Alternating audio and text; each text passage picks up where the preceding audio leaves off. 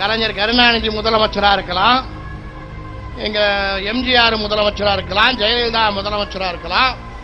நீங்கள் எல்லாம் முதலமைச்சரா இருக்கும்போது ஆண்ட சாதி, இந்த நாட்டை ஆண்ட சாதி ஒரு வன்னியன் முதலமைச்சராக வரக்கூடாதா? வீரப்பனோட படம் எங்க பார்த்தாலும் போட்டு வச்சிருக்காங்க. ஏன் வீரப்பன் படம் போடாம உன் படத்தையா போட முடியும்? வீரப்பனை நேருக்கு நேர் சண்டை போட்டா செஞ்சு அழிச்ச கொன்ன, மோர்ல விஷத்தை கலந்து கொடுத்து கொன்ன. வரலாறு எந்த ஒரு வீர வன்னியனையும் நேருக்கு நேர் சண்டை போட்டு வெற்றி பெற்றதாக வரலாறே கிடையாது. 36 வருஷம் கர்நாடக காவல்துறை, தமிழ்நாடு காவல்துறை, இந்திய ராணுவம் இத்தனையும் சேர்ந்து வீரப்பனுடைய மயிரை கூட பிடுங்க முடியல. மானத்தோடு வாழ்ந்தால் மானத்தோடு வாழ வேண்டும், இல்லை என்றால் வீரத்தோடு சாக வேண்டும் என்று நினைக்கிற சாதி.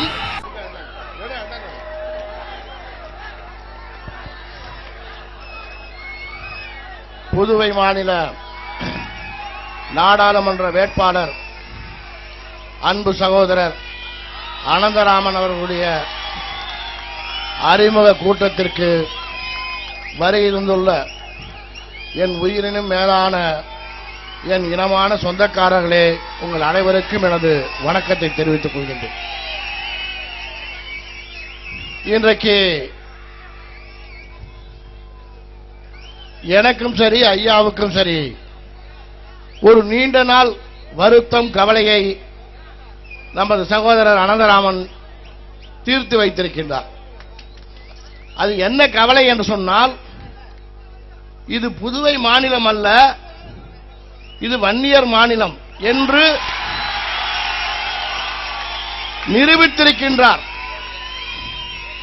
பெரும்பான்மையாக வாழ்கிற மக்கள் நமது சொந்தங்கள் இருந்தாலும் உணர்வு இல்லையே என்று வேதனைப்பட்டோம். ஆனால் இன்றைக்கு இது புதுவை மாநிலம் அல்ல, ஒரு புது வன்னியர் மாநிலமாக இன்றைக்கு உருவாகி இருக்கிறது. இது வன்னியர் மாநிலமாக உருவாக்கிறது. அந்த வேகத்தையும் எழுச்சியையும் வீரத்தையும் நமது சொந்தங்கள் மீது, நமது சகோதரர்கள் மீது, தம்பிகள் முகத்தில் நான் பார்க்கிறேன். ஏனென்றால் வன்னியர்களுடைய வீரத்தை யாராலையும் அடக்க முடியாது.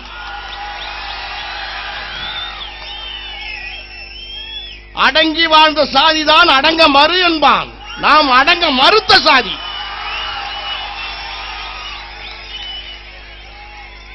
அதனால நம்மளை அடக்க இதுவரைக்கும் எவனும் பிறக்கவில்லை, பிறக்க போவதும் இல்லை. அதை பார்த்தோம். நடந்த மகாபலிபுரம் மாநாட்டில்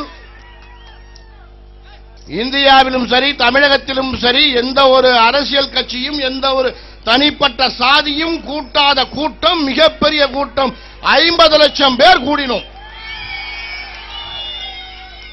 ஆண்ட கட்சிகள், ஆண்டு கொண்டிருக்கிற கட்சிகள் எல்லாம் அச்சப்பட்டு இங்கு வந்து ஒரு நாய், சிறுத்தை என்று சொல்லிவிட்டு பேசி சென்றிருக்கின்ற அந்த நாயின் தூண்டுதலால் மரக்காலத்தில் மிகப்பெரிய ஒரு கலவரம். பொட்ட பசங்க அவன்.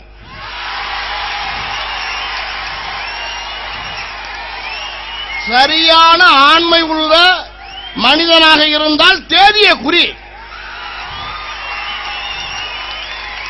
பார்த்துருவோம், நீயா நானாங்கிறத. எங்க இருந்தாலும் மறைஞ்சிக்கிட்டு இருந்து கல்லு விடுற பயலுங்க, பொட்ட பயலுங்க, வேற ஒன்றும் செய்ய மாட்டான். அதுபோல செய்த கலவரம் தான் அந்த மரக்கான கலவரம். மிக அருமையாக, அமைதியாக மாநாடு 50 லட்சம் மக்கள் ஒன்று திரண்டு நடத்தி கொண்டிருந்தோம். இந்த புதுவை வழியாக வந்த வாகனங்கள், புதுவை மாநிலம், கடலூர் மாவட்டம், அரியலூர், பெரம்பலூர் மாவட்டம், தஞ்சை, நாகப்பட்டினம் மாவட்டத்திலிருந்து வந்த நமது சொந்தக்காரர்களை அத்தனை பேரையும் ஒரு 10,000 வாகனங்களை மறித்தார்கள். அவன் முதலில் நினைத்து மறித்தது ஒரு வாகனம் வருகிறது என்று. ஆனால் அரை மணி நேரத்துக்குள் அங்கு 10,000 வாகனம் வந்து நின்றவுடன் எல்லாம் ஓடிவிட்டான். ஒரு பயலும் இல்லை. உண்மையான ஆம்பளையா இருந்து அன்னைக்கு நேருக்கு நின்று இருந்தான்னா எத்தனை பேரு, எத்தனை பொம்பளை தாலி எடுத்திருப்பான்னு எனக்கு தெரிஞ்சிருக்கும். ஒரு பயல்ல ஓடிட்டான். ஆக காவல்துறை அவனுக்கு சாதகமாக செயல்பட்டு வந்த அரசு வாகனங்களை எல்லாம் தீயிட்டு கொளுத்தி அந்த வழக்குகளை நம் மீது போட்டு வந்த வாகனங்களை திருப்பி அனுப்பினான். அப்பொழுது விழுப்புரம் மாவட்டம் எஸ்பியா இருந்தவன் சுட்டான் நம்ம ஆளுங்களை. நமக்கு சொந்தக்காரன் சொன்னான், ஏண்டா மேல சுடுற கீழே சுடுற, சரியான ஆம்பளையான நெஞ்சில சுடுறான். இது நடந்தது. ஏன் மேல சுடுற கீழே சுடுற, சரியான ஆம்பளையா நெஞ்சில சுடுறான்னு சட்டையை திறந்து காட்டினான். துப்பாக்கி வைத்திருந்தவன் அப்படியே அசந்து போய் நான் இப்படி ஒரு வீரனா, வீர வன்னிய ஒரு சத்திரியன், நாம் சாவதை கண்டு பஞ்சாத சந்திரிய வம்சத்தில் பிறந்தவர்கள் நாம். துணிச்சல் இருந்தா என் கையில ஒண்ணு இல்ல, உன் கையில துப்பாக்கி இருக்கு, நேரா சுடு என்ற அப்படின்னு இதை சொல்லுகின்ற துணிச்சல் தமிழகத்தில் எந்த சாதிக்காரனுக்கு இருக்கு? நமக்கு ஒண்டிதான் இருக்கு. அப்படி நடந்த மாநாட்டில் மிகப்பெரிய கலவரத்தை செய்துவிட்டு 2 பேர் நமது சொந்தக்காரர்கள் கொலை செய்யப்பட்டார்கள். ஆனால் அங்கு தமிழகத்தில் முதலமைச்சராக இருக்கின்ற ஜெயலலிதா அவர்கள் என்ன செய்தார்? அவரை சத்தம் படம் ஏங்க பாருங்க, உட்காருங்க, உட்காரலாம், உட்காருங்க, போட்டோ எடுக்கணும், உட்காரலாம், போட்டோ எடுக்காத உட்காரு, உட்காரு, போட்டோ உட்காருங்க. தமிழகத்தின் முதலமைச்சர் ஜெயலலிதா என்ன செய்தார்? அவரை மேடையில் நாம ஏதோ பேசிட்டோமா? நாம என்ன பேசணும்? நம்ம உள்ளத பேசணும். ஆட்சியில் நடக்கிற அவலத்தை பத்தி பேசணும். அதுக்கப்புறம் நீங்க பேசுனது இல்ல, மாநாட்டுக்கு அந்த வழியால அந்த அம்மா வீட்டுக்கு போக வந்துச்சா, நம்ம பசங்கள்லாம் எதையோ காட்டிவிட்டானலாம். நீ ஏன் அங்க வந்ததுனால தானே அவன் காட்டுறான். நீ ஏன் அந்த 3 மணிக்கு உனக்கு ஏன் அங்க என்ன வேலை, இங்க ஏன் எதுக்கு வந்தன்னு கேட்கிறான். இது கோபமாயி ரொம்ப கொதிச்சு போய் உனக்கு ஆட்சி அதிகாரம் இருக்குன்னு எங்களை அடக்கணும் ஒடுக்கணும்னு நினைச்சு எங்க ஐயா என்ன செஞ்சாரு? அமைதியா நடந்த மாநாட்டில் 2 பேர் செத்துருக்காங்க சொந்தக்காரன். அது கொலை, ஆனா தற்கொலைன்னு உன்னுடைய காவல்துறை சொல்றான். இதுக்கு நீதி வேண்டும். நீதி கேட்டு விழுப்புரம் மாவட்ட ஆட்சித்தலைவர் அலுவலகம் முன்பு நான் ஆர்ப்பாட்டம் பண்ண போறேன்னு சொல்லிட்டு போறாரு. முதல்ல அனுமதி கொடுத்துட்ட, அனுமதியை வாங்கிட்டு போறாரு. ஐஜி மறிக்கிறான், அனுமதி இல்ல, கைது பண்ணணும். கைது பண்ணு, நான் வரேன், அமைதியா போறேன். ஒரு தலைவர், மிகப்பெரிய தலைவர், இந்தியாவில் ஒரு மிகப்பெரிய தலைவர், இந்த மக்களின் அனைத்து மக்களின் பிரச்சனைக்காக போராடுகின்ற தலைவர், தமிழகத்தில் அனைத்து சட்டமும் சிறைச்சாலையும் பார்த்தவர் இந்த மக்களுக்காக, அவரை கைது செய்து என்ன கொடுமை செஞ்ச? ஒரு 24 மணி நேரத்துக்கு போலீஸ் வேன்லயே வச்சிருந்து சித்திரை மாதம் அக்னி நட்சத்திரத்தில் கொடுமையான வெயில்ல அந்த வெள்ளக்காரங்கட்டிய சுண்ணாம்பு காலவாய் போன்ற அந்த சிறைச்சாலையில் ஒத்தக்கோட்டையில் திருச்சியில கொண்டு அடைச்ச. அப்படி என்ன அவர் கொடுமை செஞ்சிட்டாரு? கைது செய்து ஆர்ப்பாட்டம் பண்ண வந்தாரு. செத்தது கொலை, என் சொந்தக்காரன் கொலை செய்யப்பட்டிருக்கான், கொலை செஞ்சவன் மேல நடவடிக்கை எடுன்னு சொல்லி கேட்டாரு. கைது செய்து உடனே விடுதலை செய்யலாம், ஆனா கைது செய்து சிறையில கொண்டு அடைச்சி மிக கொடுமை. கட்டுவதற்கு வேஷ்டி சட்டை கூட கொடுக்காம, எந்தவித உதவி வசதியும் செய்து கொடுக்காம கொடுமைப்படுத்தின. இதை பார்த்துட்டு எங்க ஆளுங்க, நம்ம சமுதாயத்தை சேர்ந்தவங்க எப்படி சும்மா இருக்க முடியும்? 2.5 கோடி வன்னிய மக்களுக்கு முகவரி தந்தது, எங்களை வாழ வைத்த தெய்வம் எங்களது இனமான காவல பொறுத்திருந்தோம். ஆக அப்படிப்பட்ட இந்த சமுதாயத்தோட தெய்வத்தை சிறையில் அடைச்சிட்டு இருக்கும் போது நாங்க சும்மா இருக்க முடியுமா? உன் காவல்துறைக்கு பயந்துகிட்டு நீ என்ன ஜெயலலிதா உன் கட்சியில கூனி குறுகி கும்பிடு போடுறானே அந்த மாதிரி நினைச்சிட்டியா எங்களையும்? உன் கட்சியில் இருக்கிற மந்திரிகள் தொண்டர்கள் எல்லாம் ஆம்பளை பயணம் பொட்ட பசங்க, அவன் கும்பிடு போடுவான். அவன் கும்பிடு எப்படி போடுறாங்கன்னு தெரியும், எதை பார்த்து கும்பிடுறானே தெரியல. ஒருத்தனு நேரா கும்பிடல, குனிஞ்சு கீழே எதையோ பார்த்து கும்பிடுறான். அப்படி உத்தரவு அம்மாவோட உத்தரவு, நீ இதை பார்த்துதான் கும்பிடணும். ஏன்னா எம்ஜிஆரே அதை பார்த்து கும்பிட்டு இருக்காரு, அதனால நீங்களும் கும்பிடுங்கடா. அப்ப அவன் கும்பிடுவான், நாங்களும் கும்பிட முடியுமா? நீ எங்களை அதே மாதிரியே ஆம்பளை பூரா எங்களையும் அந்த மாதிரி நினைச்சா சரியா இருக்குமா? எங்களுக்கு கோபம் வந்து போராட்டத்தில் இறங்கணும். 8000 பேரை சிறைச்சாலையில் அடைச்ச எங்க சின்னையா என்ன செஞ்சார், அவரையும் கொண்டு சிறையில் அடைச்ச. 8000 பேரை சிறையில் அடைச்சு எங்க சின்னையாவையும் சிறையில் அடைச்சு, அப்புறம் ஐயாவை வழக்கு ஜாமீன் எடுக்கிறோம், சின்னையாவை எடுக்கிறோம். ஐயாவை எடுத்த பிறகு வெளியில வந்து என்ன சொன்னார் ஐயா? நான் உயிரோடு வந்து என் சாதி மக்களை நான் சந்திப்பேன் என்ற எண்ணம் எனக்கு இல்லை சொன்னார்.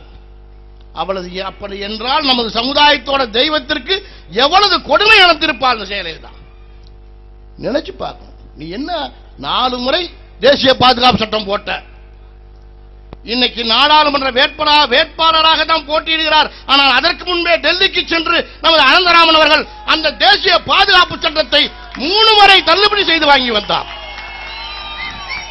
3 முறை தள்ளுபடி செய்து வாங்கி வந்தார். நீ 4 முறை போட்ட, எத்தனை முறை வேணாலும் போடு. அதை பற்றி நம்ம கவலைப்பட போறோமா? சிறைக்கு நாம் போகாம நீனா போற? அது சிறைச்சாலையை பற்றி கவலைப்பட போற சாதி இல்லை நாங்க. ஆக எங்களுடைய ஐயா அவர்கள் வெளியில வந்ததும் மருத்துவமனையில் உடல்நிலை பாதிக்கப்பட்டு இருதய அறுவை சிகிச்சை செய்கின்ற நிலைமையை ஏற்படுத்தின. அப்ப உன்னுடைய திட்டம் என்ன? இந்த சமுதாயத்தின் காவல் தெய்வமாக இருக்கின்ற எங்களுடைய இனமான காவலர் மருத்துவரையாவை கொலை செய்ய வேண்டும் என்று திட்டமிட்டு சிறையில் அடைச்ச அந்த மருத்துவமனை. அதான் அனந்தராமன் சொன்னார், மருத்துவமனையில் இருதய அறுவை சிகிச்சை செய்ய அந்த ஆபரேஷன் தியேட்டருக்கு அழைச்சிட்டு போகும்போது ஐயா என்ன சொன்னார்? சிந்தையாவை அழைச்சி, இங்க வாப்பா, நம்ம சொந்தக்காரன் பூரா 8000 பேர் சிறையில் இருக்கிறான். எனக்கு மிக மனவேதனையா இருக்கு. என்னுடைய ஆபரேஷன் நடக்கிறத பத்தி நீ கவலைப்படாத, அவங்க குடும்பத்தை பார்த்துக்க, அவங்கள வந்து ஜாமீன்ல உடனே எடு அப்படின்னு சொல்லிட்டு போன. அதை விட இன்னொன்னு, ஆபரேஷன் தியேட்டருக்கு போனவொன்னு மயக்க மருந்து கொடுத்துருவான். மயக்க மருந்து கொடுத்த உடனே சுயநலவு இல்லாம மயக்கம் ஆயிடுவோம். மயக்கம் ஆனாலும் உள் மனசு மயக்கமாகாது, அது பேசிக்கிட்டே இருக்கும். உள்ள இருக்கிற மனசு, அந்த உள்ள இருக்கிற மனசு, ஐயாவோட மனசு என்ன பேசிச்சுன்னா, அதை மருத்துவர் சொன்னார்கள், ஆபரேஷன் செய்து கொண்டிருக்கும் பொழுது ஐயா வாயால் முணுமுணுத்தது, என் சாதிக்காரன் பூரா சிறையில் இருக்கிறானே, அவனை காப்பாத்துப்பான்னு இதையே சொல்லிட்டு வந்திருக்கார். ஆக இப்படிப்பட்ட ஒரு தலைவர், ஒரு தெய்வம் நம் சமுதாயத்திற்கு இனி கிடைப்பாரா என்பதை நினைத்து பார்க்க வேண்டும். ஒரு பெற்ற தாய்க்கு உள்ள மனப்பான்மையோடு என் மக்கள் சிறையில் இருக்கிறார்கள், எனக்கு மயக்க நிலையில் இருப்பதற்கு மருத்துவ சிகிச்சை கொடுத்திருந்தாலும், என் மனம் மயங்கிருந்தாலும், என்னுடைய உள்மனம் என் சமுதாய மக்களை பற்றி தான் சிந்தித்துக் கொண்டிருக்கிறேன் என்பதை பேசிக்கொண்டே இருந்தார், அவரை அறியாமல். இப்படி ஒரு தலைவர் உண்டா? இப்படிப்பட்ட எங்கள் ஐயாவை சிறையில் அடைத்து விட்டு எவ்வளவு கொடுமைகள் செய்த நீ? அதோட இல்லாம 134 பேருக்கு, இது சமுதாயத்தை சார்ந்த நம்ம சொந்தக்காரர்களுக்கு குண்டர் தடுப்பு காவல் சட்டம், தேசிய பாதுகாப்பு சட்டம். மாநாடு நடத்தினது நான், தலைமை தாங்கினது நான். அதுல எந்த கலவரம் வந்தாலும் அதற்கு நான் பொறுப்பு ஏற்கிறேன்னு நான் சொல்லியிருக்கேன். ஏன்னா என்ன உள்ள வை, 10 வருஷம் வை, நீ முதலமைச்சரா இருக்கிற வரைக்கும் என்ன வை, என் சமூக மக்கள் என்ன செஞ்ச, அவனை ஏன் உள்ள வைக்கணும்? நீ எதுக்கு உள்ள வச்ச? அப்ப நீ என்ன நினைச்சிட்டு இருக்க? மிகப்பெரிய அரசு பயங்கரவாதம். நீ என்ன இங்கிலாந்து ராணி விக்டோரியா மகாராணி நினைப்புல இருக்கியா? சட்டமன்றத்தில் பேசுற, வடமாநிலத்தில் இருந்து வந்த ஒரு டிரைவர் அந்த போராட்டத்தில் யார் தாக்கினார்கள் என்று தெரியாது, தாக்கப்பட்டு உயிரோடு லாரியில் கொளுத்தப்பட்டு இறந்த செய்தி கேட்டவுடன் இரவு முழுக்க எனக்கு தூக்கமில்லை, சொல்லன்னா துயரம் கொண்டேன். காலையில் சட்டமன்றத்தில் பேசுற, நீ என்னமோ மனுநீதி சோழனோட தங்கச்சி மாதிரி பேசுற. இரவு முழுக்க எனக்கு தூக்கம் இல்லை, சொல்லன்னா துயரம் கொண்டேன் அப்படிங்கிற. சரி, அவன் செத்ததுக்கு துயரம் கொண்ட, எங்கால் மரக்காலத்தில் என் சமுதாயத்தை சார்ந்தவன் 2 பேர் கொலை செய்யப்பட்டிருக்கானே, அதை பத்தி உனக்கு கவலை இல்லையா? அப்ப வன்னியனுடைய உயிர் என்ன அவ்வளவு கேவலமா இருக்கா? அந்த டிரைவர் கொல்லப்பட்டார் என்பதற்காக அவன் குடும்பத்திற்கு லட்சக்கணக்கான நிதி உதவி செய்த எங்களுடைய சமுதாயத்தை சார்ந்தவன் 2 பேர் கொல்லப்பட்டிருக்கிறானே, அவனுக்கு இந்த அரசாங்கம் நிதி உதவி கொடுத்ததா? கொஞ்சம் நினைச்சு பார்க்க வேண்டாமா?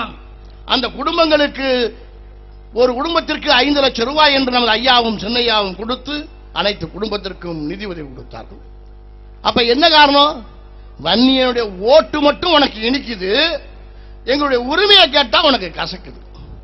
நீ ஏதோ மேலே இருந்து குதிச்சு வந்த மாதிரி, எந்தவித பாவமும் செய்யாமல் எந்தவித குற்றமும் செய்யாதவர் மாதிரி இவர்களெல்லாம் வன்முறையாளர்கள், வன்னியர்கள் எல்லாம் இந்த தேசத்தின் துரோகிகள், இவர்கள் கலவரக்காரர்கள், இவர்களை என்னுடைய ஆட்சி என்ன உன்னுடைய ஆட்சி? ஓத்தாவப்பம் வாரிசுல வந்திருக்க மகாராணியா நீ? உங்க அம்மா என்ன தமிழ்நாட்டோட மகாராணியா? மைசூர் மகாராஜா மாதிரி அது இருக்கும், மகாராஜாவோட இது இருக்கும், அது வேற கதை. நீ மகாராஜாவோட வாரிசா? என்னுடைய ஆட்சியில் இவர்களை அடக்குவோம். எங்களை அடக்க உன்னால முடியுமா? நீ பல பேரை பார்த்திருக்கலாம், அதை பற்றி எங்களுக்கு ஒன்றும் கவலை இல்லை. எங்களை அடக்க முடியுமா உன்னால? ஒரு வீர வன்னியனை அடக்க உன்னால முடியுமா? இவர்களை நான் அடக்குவேன் ஒடுக்குவேன் என்று சொன்னா என்ன செய்யற? எங்க சின்னையா வேலூர் வழியால சேலம் போறாரு. இன்னைக்கு உளுந்தூர்பேட்டைக்கு அருகாமையில் இருக்கிற செக் போஸ்ட் நம்ம சமுதாயத்தை சார்ந்தவன் வண்டியில போறவன் கலவரம் பண்றான். அது சின்னையா வந்த நடந்த கலவரம். அவரை உடனே கைது செய்யணும்னு அனுப்புற காவல்துறையே சென்னைக்கு அவர் வீட்டுக்கு. கட்சி தொண்டர்கள் எங்கோ கலவரம் பண்ணா அவன் மீது நடவடிக்கை எடு, நாங்க பாத்துக்கிறோம். ஆனா அது தலைவர்கள் மீது தான் நடவடிக்கை எடுப்போம் என்று சொன்னால் அதற்கு முன்னுதாரணமா நீ இருந்திருக்கியா? நான் எங்களுடைய கேள்வியதான். நீ கைது செய்து சிறையில் வைத்த பொழுது தர்மபுரியில் உயிரோடு 3 மாணவிகளை வச்சு பஸ்ல கொளுத்துறானே, அப்ப ஒரு உண்மையான நீதி வழுவாத பெண் என்று நீ சொல்லி இருந்தனா, நான் தான் குற்றவாளி, நானே குற்றவாளி, என் மீது வழக்கு போடு, அந்த வழக்கை ஒத்துட்டு நீர்ல உள்ள போயிருக்கணும். ஆனா உனக்காக தர்மபுரியை சார்ந்த அதிமுகவை சார்ந்த வன்னியர்கள் 5 பேர் இன்னைக்கு ஆயுள் தண்டனை கைதியா இருக்கிறான், தூக்கு தண்டனை கைதியா இருக்கான். அன்னைக்கு கூட நீ உள்ள போனதுக்கு வண்டியை கொளுத்தி 3 மாணவியை கொளுத்தினவன் இந்த வன்னியன் தானே தவிர வேற எவனும் இல்லை. நீ அன்னைக்கு உள்ள போனியா? நான் ஏற்றுக்கிட்டு போறேன். அப்புறம் அதோட என்ன செஞ்ச? எந்தவித தவறும் செய்யாத மாதிரி பேசுறிய. 12 வருஷத்துக்கு ஒரு தடவை மகாமகம் வரும். அது உலகம் பூரா இருக்கிற இந்துக்கள் அந்த மகாமகம் குளத்துல கும்பகோணத்துல குளிப்பான். ஏன் மகாமக குளத்துல குளிக்கிறான்? குளிச்சா உடனே செத்தா சொர்க்கத்துக்கு போவோம்னு இந்து மதம் சொல்லுது.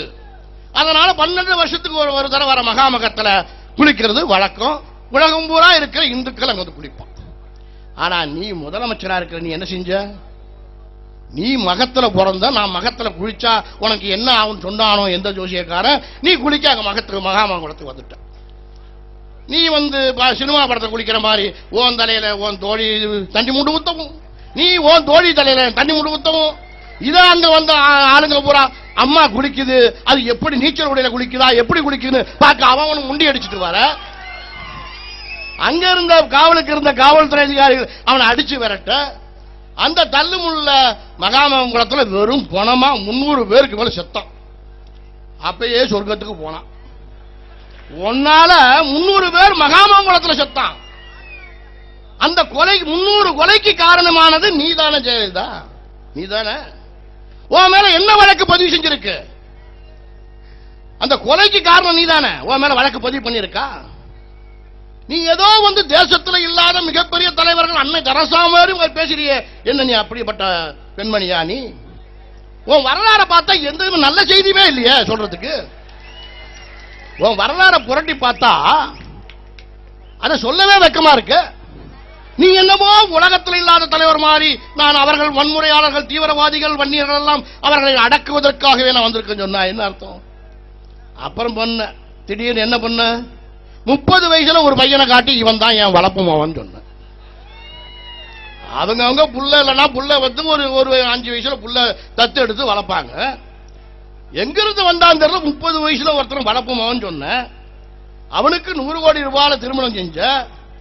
நீயும் சசிகலாவும் ஒட்டியான வரைக்கும் ஒரு 100 கிலோ தங்க நகையை போட்டுக்கிட்டு அந்த சென்னை மவுண்ட் ரோட்ல நீங்க உல்லாசமா நடந்து வந்தீங்க. அதனால எவ்வளவு பாதிப்பு அந்த சென்னை நகர மக்களுக்கு. ஆக கல்யாணம் ஆகி 1 மாசத்துல என்ன ஆச்சு? அந்த கல்யாணம் ஆகி 1 மாசத்துல நீ யார வளர்ப்பு மகன் சொன்னியோ அவனை கஞ்சா வழக்கில் உள்ள குடிச்சு போடுற. அப்ப அவன் ஒரு கஞ்சா வியாபாரியா? ஒரு கஞ்சா வியாபாரியை நீ எப்படி வளர்ப்பு மகனா எடுத்த? இப்ப அப்படி கஞ்சா வியாபாரி இல்லைன்னா அந்த கஞ்சா எங்க இருந்து வந்து உன் வீட்டுல இருந்து கஞ்சா போச்சா?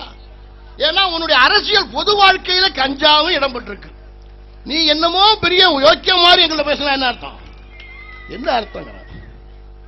ஒரு சந்திரலேகாங்கிற ஒரு ஐஏஎஸ் கலெக்டர், அந்த பொம்பளை ஒரு குரங்கு மனுஷன் சொன்னதால கூலிப்படையை வச்சு அந்த பொம்பளை மதத்தில் ஆசிட்ட வீச சொன்ன.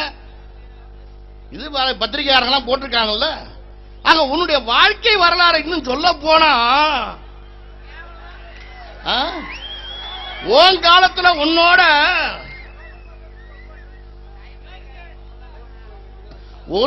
உன் காலத்துல நடிச்ச நடிகர்களை யாரையும் விட முடியாது போல இருக்கு. அது என்னென்னமோ போகுது. ஆக இப்படி இருக்கிற நீ எங்களை பத்தி பேச உனக்கு என்ன யோக்கியதை இருக்கு? அதுதான் எங்களுடைய கேள்வி. எங்க ஐயாவை பத்தி கைது பண்ண, எங்க சின்னையாவை கைது பண்ணுவதற்கு என்ன தகுதி இருக்கு? பேசுற சட்டமன்றத்தில் வீரப்பனோட படம் எங்க பார்த்தாலும் போட்டு வச்சிருக்காங்க. ஏன் வீரப்பன் படம் போடாம உன் படத்தையா போட முடியும்? அப்ப அவங்க தலைவர் இந்த இளைஞர்களை வீரப்ப மாதிரி வாழ சொல்றாரா? அப்புறம் வீரப்ப மாதிரி வாழாம ஒன்ன மாதிரியா வாழ முடியும்? வீரப்பன் வாழ்க்கையும் உன் வாழ்க்கையும் ஒப்பிட்டு பேசுவோம். மிகப்பெரிய கொலைக்காரன் கொள்ளைக்காரனா இருந்தாலும் வீரப்பன் தவறா எந்த பெண்ணிட்டையும் நடந்ததில்லை இது வரைக்கும் வரலாறு சொல்லுது. தனி மனித ஒழுக்கத்துல தூய்மையா இருந்திருக்கிறான வீரப்பன். இந்த மக்களுக்காக போராடி உயிரை கொடுத்திருக்கிறான வீரப்பன். வீரப்பன் உயிரோடு வாழ்ற வரைக்கும் கர்நாடகத்திலிருந்து ஒருத்தவங்க ஒகேனக்கலுக்கு குளிக்க கூட வரல. அந்த எல்லையோட எல்லசாமி மாதிரி ஐயனார் மாதிரி காலகாத்தான். வீரப்பன் செத்த பிறகு ஒகேனக்கல் எனக்கு சொந்தம் சொல்றான் கர்நாடகத்துக்காரன். நீ முதலமைச்சராக இருந்து என்னத்தை செய்யறது, என்ன புடுங்கிறது கேட்டான். இதுல கோபம் வந்துடுச்சான். ஏன் கோபம் வந்தா வரட்டுமே, என்ன செய்யும்? கோபம் என்னென்ன பண்ணும்? உன் கோபம் என்னென்ன பண்ணும்? இல்ல வீரப்பன் படத்தை போல நீ யார் கேட்கறது? வீரப்பனை அழிச்ச உன் மந்திரி பூரா சட்டமன்றத்தில் பேசுவான். வீரப்பனை அழிச்ச எங்க அம்மா வீரப்பன் என்ன வீரப்பனை நேருக்கு நேர் சண்டை போட்டா செஞ்சு அழிச்ச கொன்ன. மோர்ல விஷத்தை கலந்து கொடுத்து கொன்ன. வரலாறு எந்த ஒரு வீர வன்னியனையும் நேருக்கு நேர் சண்டை போட்டு வெற்றி பெற்றதாக வரலாறே கிடையாது. 36 வருஷம் கர்நாடக காவல்துறை, தமிழ்நாடு காவல்துறை, இந்திய ராணுவம் இத்தனையும் சேர்ந்து வீரப்பனுடைய மயிரை கூட பிடுங்க முடியல.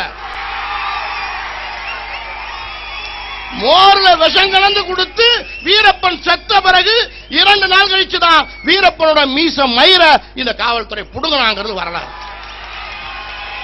இது ஒரு வீர வன்னியனுடைய வரலாறு. இதை நாங்க சொல்லாம இருக்க முடியுமா? சொல்லாம இருக்க முடியுமா? வீரப்பனை பத்தி பேசுறது, வீரப்பனை பத்தி பேசாம உன்னை பத்தி பேச முடியாது. வந்திருக்கிறேன் சொந்தக்காரனுக்கு இப்படியெல்லாம் நம்ம ஆள் வாழ்ந்திருக்கோம் அப்படிதான் சொல்ல முடியும். நம்ம சமுதாயத்தை சேர்ந்தவர்கள் இப்படி வாழ்ந்திருக்காங்க அப்படிதான் சொல்ல முடியும். நீ வாழ்ந்த வாழ்க்கை கதையை நான் சொல்ல முடியும்? சொல்லவும் முடியாது. சொல்ல விருப்பப்பட்டா அது எப்படி நான் சொல்றது? அதுல என்னென்னமோ உங்க கதை, உங்க அம்மா கதை, இதெல்லாம் என்னென்னமோ வருது. அது எப்படி சொல்லுவ? அது சொல்ல முடியாது. ஆக இப்படி இருக்கும் போது எங்களை சிறையில வச்சுட்டு கொடுமைப்படுத்தினா, சிறையில இருந்து கோர்ட்டு காட்சியில் வரும்போது கொடுமைப்படுத்தினா நாங்க ஏதோ அடிபணிஞ்சிருவோம் சொன்னா, அப்படி என்ன மானங்கட்ட சாதியா? நாங்க அடிபணிவதற்கு மானத்தோடு வாழ்ந்தால் மானத்தோடு வாழ வேண்டும், இல்லை என்றால் வீரத்தோடு சாக வேண்டும் என்று நினைக்கிற சாதி. நீ எத்தனை வருஷம் சிறையில் அடைச்சாலும் அந்த சிறையில கடந்து செத்தாலும் சாவுமே தவிர உனக்கு நாங்க மண்டிடுவோமா? ஆக இந்த வன்னிய சமூக மக்களை அடக்கணும்னு நினைச்சு அடக்க முடிஞ்சுதா? இன்னைக்கு பாத்திய தமிழகத்தில் புதுவையை பத்தி எழுச்சி எங்களை அடக்கதான் நாங்க எழுவோம். இன்னைக்கு மகாபலிபுரம் மாநாடு ஒரு மாநாடு நடத்தின, ஆனா நீ செஞ்ச வேலை நான் 100 மாநாடு நடத்துறதுக்கு உண்டான வேலையை நீ செஞ்சு கொடுத்துட்ட. ஒரு விதத்தில் நல்ல வேலையை தான் செஞ்சிருக்க. ஆக நாங்க கேட்கிறது யார் குற்றவாளி தெரியும். தமிழ்நாட்டோட டிஜிபி ராமானுஜம் இருக்காரு, அவரு தான் ரொம்ப வீராவேசமா பேசினார். குற்றவாளி யாரு? 8 மாசம் என்ன உள்ள வச்சிருந்த, நான் குற்றவாளியா நிரபராதியா எனக்கும் தெரியல. என்ன சொல்லு, நான் குற்றவாளியா நிரபராதியா? ஏன் என்ன 8 மாசம் உள்ள வச்சிருந்த? என்ன தப்பு பண்ணோம்? அப்ப 2 பேரை கொலை செஞ்சிருக்கானே. 2002 அதே மரக்காணத்துல கலவரம் நடந்திருக்குதுல. அப்ப நீ போலீஸ் பாதுகாப்பு கொடுக்காதனாலதான் கலவரம் நடந்துச்சு. அப்ப குற்றவாளி யாரு? தமிழக காவல்துறையும் அந்த காவல்துறைக்கு அமைச்சராக இருக்கிற ஜெயலலிதாவும் தானே குற்றவாளி. ஆக கலவரம் செய்ய வேண்டும் என்று எங்கள் வன்னிய சமுதாயத்து இளைஞர்கள் நினைத்திருந்தால், கிருஷ்ணகிரி, தருமபுரி, சேலம், கோயம்புத்தூரில் இருந்து வருகிறார்கள். கிட்டத்தட்ட 500-1000 கிலோமீட்டருக்கு அப்பால் இருந்து வருகிறார்கள். வர்ற வழிநெடுக சேரிகள் இருக்கிறது, காலனி மக்கள் வாழ்கின்ற குடியிருப்புகள் எல்லாம் இருக்கிறது. ஆனால் எங்கும் கலவரம் நடக்கவில்லை. மரக்காணத்தில் வந்துதான் கலவரம் நடக்குதுன்னா அது யார் செய்த கலவரம்? ஆக திட்டமிட்டு அங்கு திருமாவளவனால் தூண்டிவிடப்பட்ட கலவரம். ஆக நீ கைது செய்ய வேண்டியது திருமாவளவனை கைது செய்திருக்கணும். அவன் யார் எந்த கூலிப்படையை வைத்து கலவரம் செய்தான் என்பதை கண்டுபிடித்து நீ கைது செய்திருக்க வேண்டும். ஆனால் ஒருதலை பட்சமாக இந்த வன்னிய மக்களை ஒடுக்க வேண்டும், அடக்க வேண்டும், இவர்கள் மிகப்பெரிய எழுச்சியோடு வந்து விட்டார்கள் என்று திட்டமிட்டு இந்த மக்களை அடக்க வேண்டும் என்று செஞ்ச. அதுக்கு என்ன காரணம்? என்று சொன்னால் வேற ஒண்ணும் இல்ல. ஐயா ஒரு செய்தி சொன்னார்.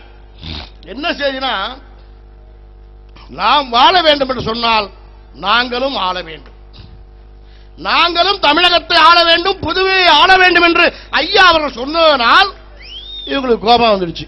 என்ன காரணம்? என்ன இவங்க காலம் பூரா மிக பெரும்பான்மை சாதி, கிட்டத்தட்ட கோடிக்கணக்கான மக்கள் இருக்கிறார்கள். இவர்கள் அனைத்து அரசியல் கட்சிகளுக்கும் ஓட்டு போடுகின்ற சாதியாகவும், கொடி பிடித்து கோஷம் போடுகின்ற சாதியாகவும், தேர்தல் நேரத்தில் அவன் வாங்கி கொடுக்கின்ற சாராயத்திற்கு அடியாளா செல்கின்ற சாதியாகவும் இருந்தார்கள். இவர்களை மனமாற்றம் செய்து இவர்களில் மிகப்பெரிய எழுச்சியை ஏற்படுத்தி இவர்கள் ஆள வேண்டும் என்ற ஒரு செய்தியை இந்த மக்களுக்கு சொல்லி இவர்களும் ஆள வேண்டும் என்ற உணர்வோடு ஒன்று கூடிவிட்டார்களே என்ற கோபத்தில் எங்களை அடக்கணும், ஒடுக்கணும், எங்க ஐயாவை பிடிச்சி சிறையில போடணும், எங்க சின்னையாவை பிடிச்சி சிறையில போடணும் திட்டமிட்டு செஞ்சோம். ஆக நாங்க முதலமைச்சராக வரதுல என்ன இருக்கு?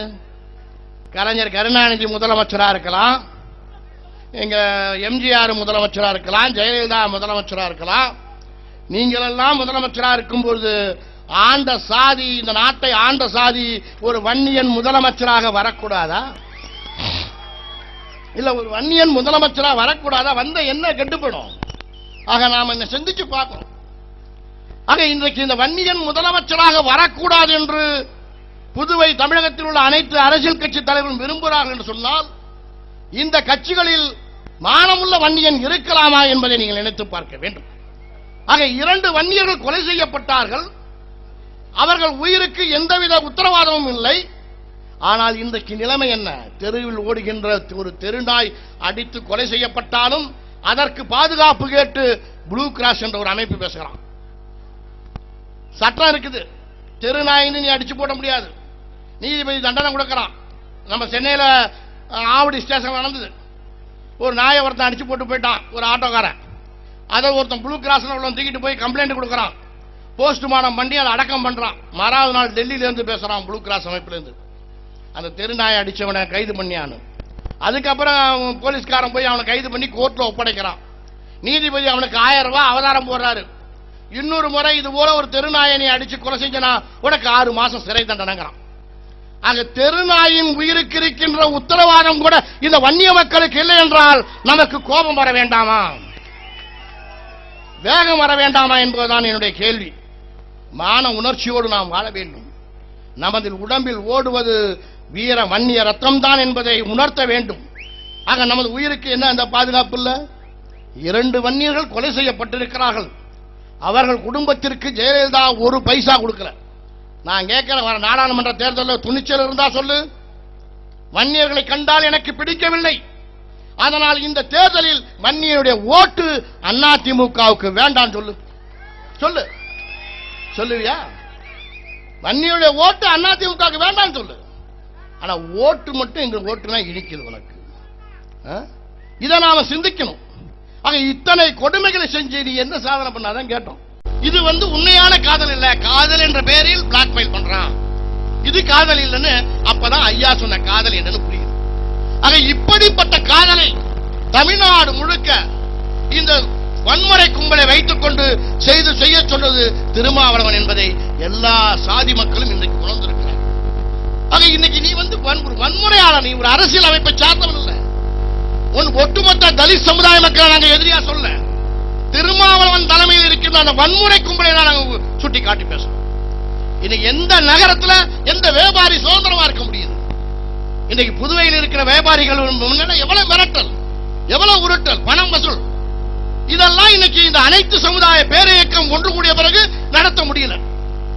இன்றைக்கு பாட்டாளி மக்கள் கட்சி நம்ம அனந்தராமன் அவர்கள் இங்கு இருக்கிற வியாபாரிகளுக்கு நாங்கள் பாதுகாப்பாக இருப்போம், எவனும் மிரட்டினாலும் கவலைப்படாங்க, நாங்க பாதுகாப்பா இருப்போம். ஆக பெண்களை பள்ளிக்கூடத்துக்கு அனுப்ப தருமபுரியில் நடந்தது மிகப்பெரிய கொடுமை. என்ன நடந்தது கொடுமை? தருமபுரியில் நடந்த கொடுமை என்ன நீங்க நினைச்சு பார்க்கணும். கலைஞர் சொன்னார், என்ன சொன்னாரு? தருமபுரியில் நடந்த கலவரத்தில் வன்னியர்கள் தான் காரணம், மருத்துவரையா தான் காரணம், பாட்டாளி மக்கள் கட்சி தான் காரணம், அதனால் வன்னியர்களை வன்கொடுமை சட்டத்தில் கைது செய்ய வேண்டும் என்று சொன்னவர் கலைஞர் கருணாநிதி என்பதை நீங்கள் நினைந்து பார்க்க வேண்டும். வன்னியர்களாக இருக்கிற நாம் திமுகவில் இருக்கலாமா? வன்னியர்களை வன்கொடுமை சட்டத்தில் கைது செய்ய வேண்டும் என்று சொன்னார் கலைஞர். திமுகவில் ஒரு வன்னியன் இருக்கலாமா? நினைச்சு பார்க்கணும். தருமபுரி என்ன நடந்தது? கிட்டத்தட்ட 10 ஆண்டுகளுக்கு மேலாக அந்த நாயக்கன் கொட்டாயை தாண்டிதான் பஸ் ஏற வரணும். உள்ள இருக்கிற ஒரு 40-50 கிராமத்து மக்கள், அனைத்து சமுதாய பெண்களும் அந்த வழியா வர முடியல. வந்தா அந்த சேரியை தாண்டி போறதுல அங்க இருக்கிறவன் பூரா கட்டி பிடிக்கிறான், முத்தம் கொடுக்கிறான், சேலையை பிடிச்சி இருக்கிறான். இரவு 7 மணிக்கு மேல வந்தா தூக்கிட்டு போய் கற்பழிக்கிறான். இந்த கொடுமை 10 ஆண்டு காலமாக நடந்தது. பொறுத்து பொறுத்து பார்த்து விட்டுதான் அந்த பகுதி மக்கள் ஒரு முடிவெடுத்தார்கள். அந்த பிரச்சனை கலவரம் ஏற்பட்டது. ஆக தொடர்ந்து ஒரு சமூகத்தை சார்ந்த பல சமூகத்தை சார்ந்த பெண்களை ஒரு வன்முறை கும்பல் மானபங்கம் செய்கிறார்கள், கற்பழிக்கிறார்கள், கட்டிப்பிடிக்கிறார்கள், புடவை பிடித்து இருக்கிறார்கள் என்றால் இதை எப்படி பொறுத்துக் கொண்டிருக்க முடியும் என்பதை நீ நினைத்து பார்க்க வேண்டும். தெருவோரம் இருக்கிற நரிக்குறவர்கள், குருவிக்கார ஜாதி என்று சொல்லுவோம், நரிக்குறவர்கள், அவர்களுக்கு நிலம் பணம் இருக்காது. தெருவோரம் மரத்துக்களை தான் குடியிருப்பாங்க. அவன் வீட்டு பொண்ணு மேல நீ போய் கையை வச்சிரு, கையை வச்சா சுட்டுடுவான், துப்பாக்கி எடுத்து சுட்டுடுவான். யாரா இருந்தாலும் அதுதான் வரும். தன் எந்தவித வசதி வாய்ப்பும் இல்லாமல் ஒரு ஏழையாக இருந்தாலும் அவன் தனது வீட்டில் இருக்கின்ற தனது பெண்களுக்கு ஒரு மானபங்கம் ஏற்படுது என்று சொன்னால் வெட்டுவான், விடமாட்டான், வெட்டுவான். அதை தான் நம்ம போன மாநாட்டில் நான் பேசின மகாபலிபுரம் மாநாட்டில், ஐயோ வெட்டுவேன்னு சொல்லிட்டாருன்னு கத்துறான் எல்லாம். எப்படா நான் சொன்னது என்ன? உங்களை தேடிட்டு வந்தா நான் வெட்டுவேன்னு சொன்னேன்? அது கிடையாது. என் சமூக பெண்களை எங்கள் வீட்டுக்குள் புகுந்து மானபங்கம் செய்தால் அதை பார்த்துக்கிட்டு நீ சும்மா இருக்காத, வெட்டா அப்படின்னு. என்ன தப்பு இதுல? என் வீட்டுக்குள்ள வந்தாலும் வெட்டுவான, என் வீட்டுக்குள்ள வந்து என் பெண்கள் மீது, என் சமுதாய பெண்கள் மீது கை வச்சாதான வெட்டுவேன்னு சொன்னேன். அப்ப நீ எதை வேணாலும் செய்வேன், நான் உன்னை கூட்டி கொடுத்துட்டா போக முடியும். என்ன அர்த்தம்? கலைஞர் சொல்றாருன்னா அவருக்கு இயல்பானது அவர் கொடுப்பாரு, அவருக்கு உண்டான உரித்தான குணம் அது. நான் கொடுக்க முடியுமா? எப்படி கொடுக்க முடியும்? எப்படி கொடுக்க முடியும்? ஆக இத சொல்றான் காதல், இது புனிதமானது, அது இதுங்கிற. எங்க இருந்துதான் வந்து காதல்? 10 பைசா சம்பாதிக்கிறது வழி இல்ல, திருட்டு பய, வண்டி திருறவன், பிளேடு போடுறவன், பிக் பாக்கெட் அடிக்கிறவன், பஸ் ஸ்டாண்ட் ஒரு பொண்ணுவ பள்ளிக்கூடத்துக்கு போக முடியல, பஸ் ஏற முடியல. இவனுக்கு என்ன காதல் வருது? எங்கேயாவது வருது காதல்? வரும் காதல். வெட்ட வேண்டியதை வெட்டினா காதல் வருமா? வருமா காதல்? ஒருத்தருக்கு வெட்டி விட்டு பாரு, நினைப்பே இருக்காது, அந்த நினைப்பே வராது. ஆக காதல் இவனுக்கு தான் வருதான் பொங்கிட்டு. சாதி ஒழியணும்னா இந்து பெண்களின் வயிற்றில் கரு வரணுமா? எப்படி வளரும்? இப்ப இவர் வந்து ஒரு புரட்சியாளர், புரட்சி பண்றார். இங்க வந்து நாங்க அடங்க மறுப்போம், இருக்கவங்களை பார்ப்போம் சொன்னா நான் என்ன சொல்றேன், நீ இந்த பொட்டை மாதிரி பேசிட்டே போகாத.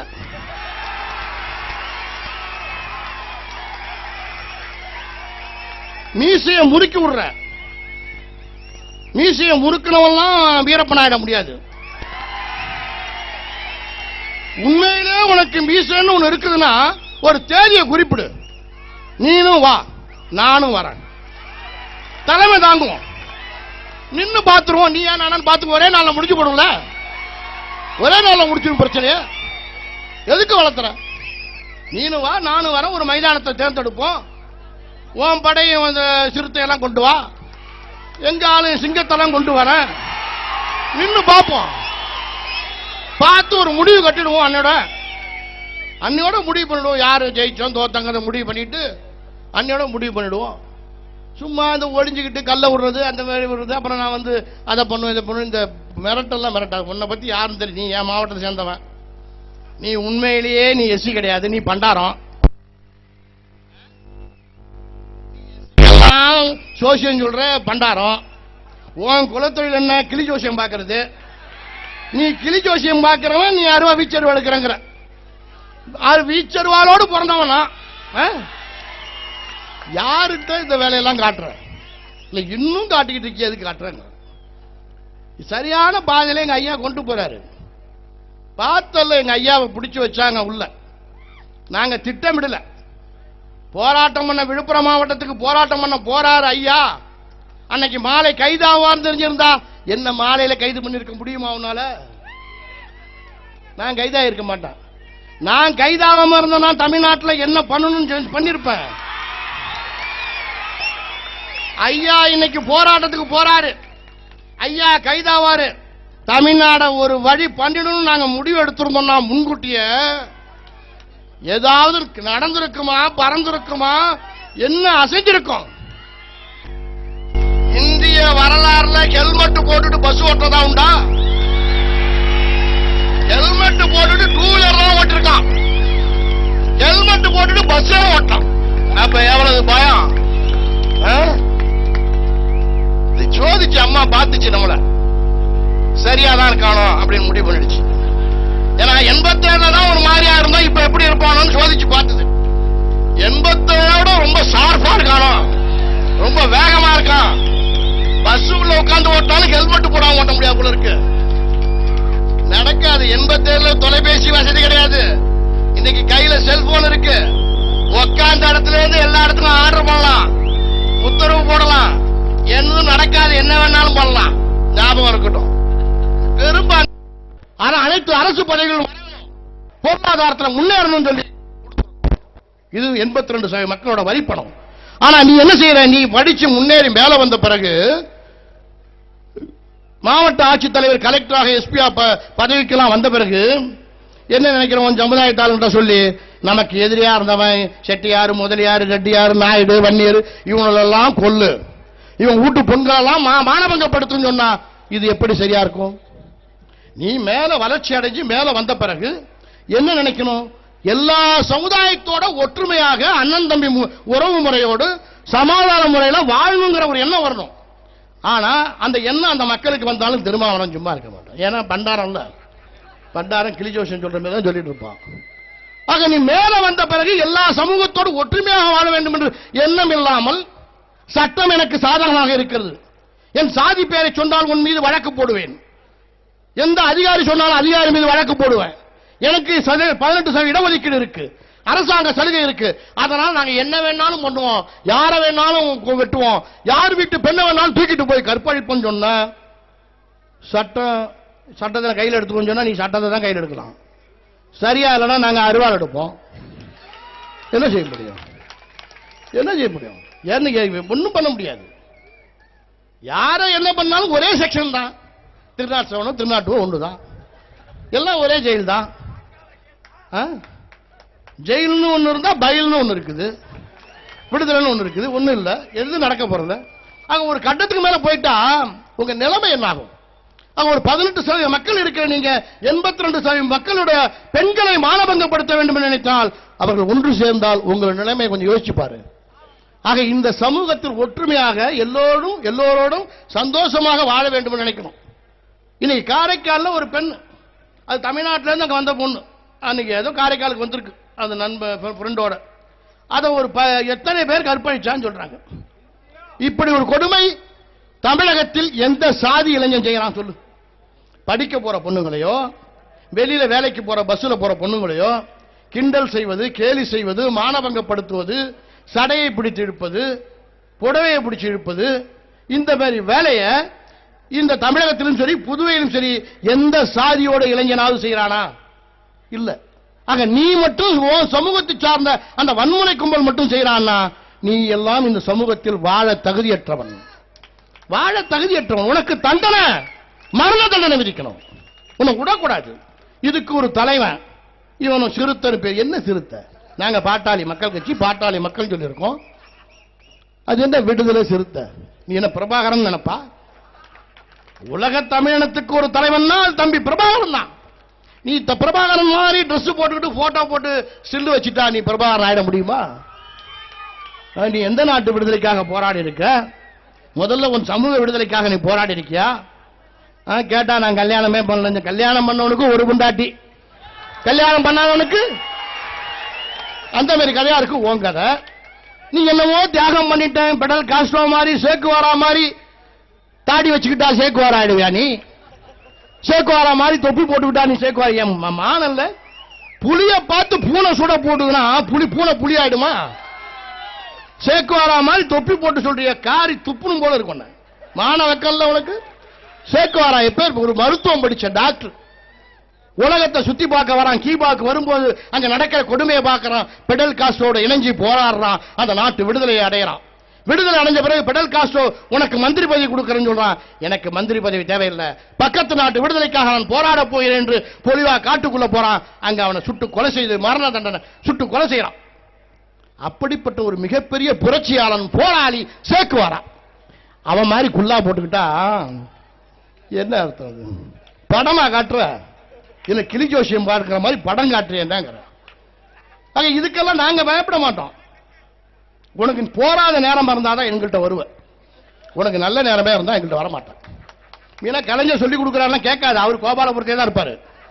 அவர் எங்கேயும் வெளில வர மாட்டார். கேட்டா நான் நேற்று முந்தாள் கேட்டதுக்கு எங்க ஐயா கேட்டதுக்கு எனக்கு ஒன்றும் தெரியாதுன்னு சொல்லிட்டாரு பத்திரிகையில.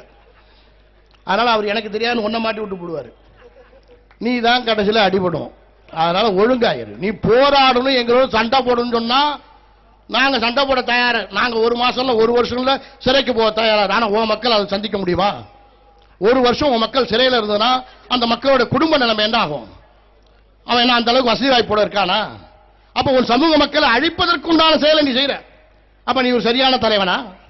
அம்பேத்கரை பத்தி பேச உனக்கு என்ன யோக்கியதை இருக்கு? நீ எத்தனை சிலை தமிழ்நாட்டில் வச்சிருக்க? அம்பேத்கருக்கு எத்தனை சிலை தமிழ்நாட்டில் வச்சிருக்க? ஒரே நாளில் 7 சிலை அரியலூர் மாவட்டத்தில் திறந்தவர் அம்பேத்கர் ஐயா, எங்களுடைய ஐயா அவர்கள். தமிழ்நாடு முழுக்க நாங்க வச்ச அம்பேத்கர் சிலையில நீ அம்பேத்கர் நினைவு நாளுக்கும் பிறந்த நாளுக்கும் நீங்க மாலை போட்டுட்டு இருக்கீங்க. நாங்க வச்ச சிலையில இன்னைக்கு நாங்க போற தாழ்த்தப்பட்டவனை பணத்தை தூக்கிட்டு போக கூடாதுன்னு குடுதாங்க மறிச்சான். இதன் தெருவில் நாய் போகலாம், செத்த பிறகு பணம் போக கூடாதா?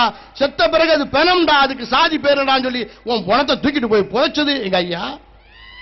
கோவில்ல சாமி கும்பிடுன்னு அழைச்சிட்டு போய் உள்ள கும்பிட வைன்னு சொன்னோம். ஆக இதையெல்லாம் தமிழகத்திலும் சரி புதுவையிலும் சரி எந்த அரசியல் கட்சி தலைவன் கலைஞர் கருணாநிதி செஞ்சாரா, எம்ஜிஆர் செஞ்சாரா, ஜெயலலிதா செஞ்சாரா? இந்தியாவில் சேரியில் தீண்டாமை ஒழிய வேண்டும் என்று பேசியிருக்கிறார்கள். ஆனால் தீண்டாமை ஒழிய வேண்டும் என்று சேரிக்கு சென்று போராடிய ஒரு தலைவர் என்றால் அது எங்களுடைய இனமான காவலர் மருத்துவரையா மட்டும்தான். வேற யாரும் சொல்ல முடியாது. சொல்ல முடியுமா? ஆக நாங்க சொன்னோம், பாட்டாளி மக்கள் கட்சி ஆரம்பிச்ச பிறகு 89ல உங்களாலதான் எங்களுக்கு பின்னடைவே. ஐயா சொன்னார் மெரினா கிடைக்கல. பாட்டாளி மக்கள் கட்சி ஆட்சிக்கு வந்தால் முதலில் எங்கள் ஆட்சியில் முதலமைச்சராக ஒரு தாழ்த்தப்பட்டவனை கொண்டு வரும் சொன்னார். எங்களுக்கெல்லாம் வேகப்பட்டு போட்டான். இருந்தாலும் பரவாயில்ல, உன்னை முதலமைச்சராக்குறோம் ஒரு தாழ்த்தப்பட்டவன் சொன்னோம். 89ல இருந்து 2011 வரைக்கும் கிட்டத்தட்ட 22 வருஷம் உன்னோட இணக்கமாக ஒற்றுமையாக சேர்ந்து ஒன்றாக இருக்க வேண்டும் என்று எவ்வளதோ நாங்க அனுசரிச்சுதான் வந்தோம். ஆனா உனக்கு புத்தி மாறல. அது உன் பிறவி குணம் அப்படியே இருக்குது. நீ ஏத்துக்கலங்கள, அப்புறம் சரி போடா, நீ போட, நாங்க எங்க வேலையை பார்க்கணும் பார்க்கிறோம், அவ்வளவுதான்.